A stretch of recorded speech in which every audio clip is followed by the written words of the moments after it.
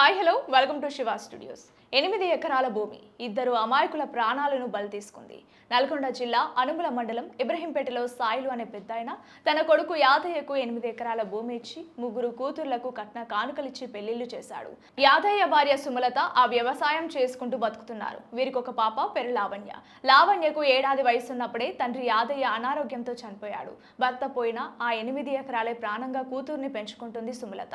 కూతుర్లకు కట్నాలిచ్చిన ఆ 8 ఎకరాల భూమిపై ఆడపడుచుల కన్ను పడింది. తండ్రి సాయిలకు వైద్యం కోసం 30 లక్షలు ఖర్చయ్యాయి కాబట్టి ఆ భూమి తమకే కావాలని కోర్టుకెక్కారు. కానీ న్యాయం సుమలత వైపే నిలిచింది. కోర్టు తీర్పు ప్రకారం ఆడపడుచులకు 5 లక్షలు చెల్లించి భూమిని తన పేరిట దక్కించుకుంది ఆ ఒంటరి మహిళ.